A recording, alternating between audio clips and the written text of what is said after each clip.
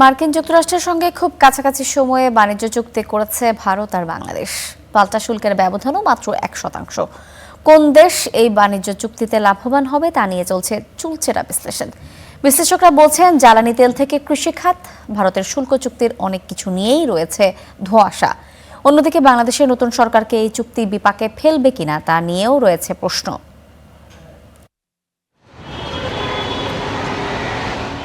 নির্বাচনের ঠিক আগে যুক্তরাষ্ট্রের সঙ্গে বাণিজ্য চুক্তি সেরেছে বাংলাদেশের অন্তর্বর্তী সরকার।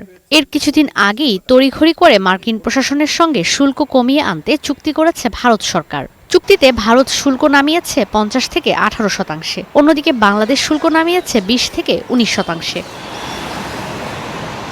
প্রতিবেশী এবং যুক্তরাষ্ট্রে পণ্য রপ্তানিতে প্রতিদ্বন্দ্বী এই দুই দেশের বাণিজ্য চুক্তির শুভঙ্করের ফাঁকি নিয়ে গণমাধ্যমগুলোতে চলছে বিশ্লেষণ। ভারতীয় গণমাধ্যমের শিরোনাম হয়েছে, কোন দেশ তুলনামূলক লাভজনক অবস্থায় শুল্ক চুক্তি করতে পেরেছে। মার্কিন বাণিজ্য প্রতিনিধি USTR এর ওয়েবসাইটের এগ্রিমেন্ট অন রেসিপ্রোকাল ট্রেড থেকে পাওয়া তথ্য বলছে, বাংলাদেশ 15 বছরে আমদানি করবে $15 বিলিয়ন জ্বালানি পণ্য, বিশেষ করে LNG। খাদ্য নিরাপত্তা নিশ্চিতে আমদানি করতে হবে $3.5 বিলিয়ন কৃষি পণ্য। বাণিজ্য চুক্তি অনুযায়ী যুক্তরাষ্ট্র থেকে সামরিক সরঞ্জামও কিনতে হবে বাংলাদেশকে। এই শুল্ক চুক্তি নতুন সরকারকে বিপাকে ফেলবে কিনা তা নিয়েও চলছে আলোচনা। কারণ নতুন এই শুল্ক কার্যকর হলে দেশটি থেকে প্রায় 4,500 পণ্য আমদানিতে শুল্ক শূন্যে নামিয়ে আনতে হবে বাংলাদেশকে। বাকি 2,000-এর বেশি পণ্যে ধাপে ধাপে শুল্ক প্রত্যাহার করতে হবে। আমদানিতে শুল্ক ছাড় দেয়া হলেও মূল্য সংযোজন কর বা ভ্যাট, অগ্রিম কর এবং অগ্রিম আয়করে কোনো ছাড় দেওয়া হয়নি। আমদানি পর্যায়ে এসব কর পরিশোধ করতে হবে। যুক্তরাষ্ট্রের বাজারে বাংলাদেশের 1,500-এরও বেশি পণ্য রপ্তানিতে 19% পাল্টা শুল্ক দিতে হবে না। এসব পণ্য রপ্তানিতে বাংলাদেশ সুবিধা পাবে, তবে দেশটির স্বাভাবিক আমদানি শুল্ক বহাল থাকবে। চুক্তির একটি অন্যতম শর্ত, বাংলাদেশ যদি চীন বা রাশিয়ার মতো দেশের সঙ্গে কোনো মুক্ত বাণিজ্য বা অগ্রাধিকারমূলক অর্থনৈতিক চুক্তি করে, সেক্ষেত্রে যুক্তরাষ্ট্র এই চুক্তি বাতিল করে আবার শাস্তিমূলক শুল্ক আরোপ করতে পারবে।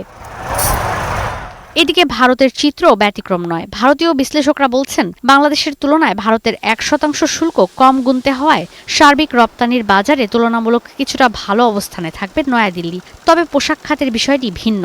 যুক্তরাষ্ট্র থেকে আমদানি করা তুলায় তৈরি পোশাকে কোনো শুল্ক গুনতে হবে না বাংলাদেশকে। ভারতের তৈরি পোশাকের জন্য 18% শুল্কই বহাল থাকবে। যদিও ভারত সরকার বলছে, তুলা যুক্তরাষ্ট্র থেকে আমদানি করলে একই সুবিধা পাবে নয়াদিল্লি। ভারতের বিবৃতিতে বলা হচ্ছে, বাণিজ্য ঘাটতি কমাতে 5 বছরে যুক্তরাষ্ট্র থেকে $500 বিলিয়ন জ্বালানি, বিমান, প্রযুক্তি সহ নানা পণ্য কিনবে দেশটি। সমালোচকরা বলছেন, এই টার্গেট বাস্তবসম্মত না। এতে বেড়ে যেতে পারে ভারতের বাণিজ্য ঘাটতি। এছাড়াও $80 বিলিয়ন বিমান কেনার যে লক্ষ্য ধরা হয়েছে তাও অযৌক্তিক। এর মধ্যেই $1 বিলিয়ন বিমানের ক্রয়াদেশ দেয়া আছে অনেক দেশে।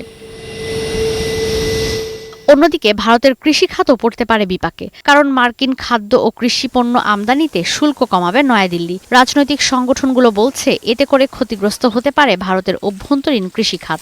কৃষকরা দেশে উৎপাদিত কৃষি পণ্যের ন্যায্য দাম নাও পেতে পারেন। চুক্তির নানা অস্পষ্টতায় শুল্ক কমানোর লাভ ক্ষতি নিয়ে তাই দুই দেশেই চলছে চুলচেরা বিশ্লেষণ। ঈশিতা ব্রহ্ম, স্টার নিউজ।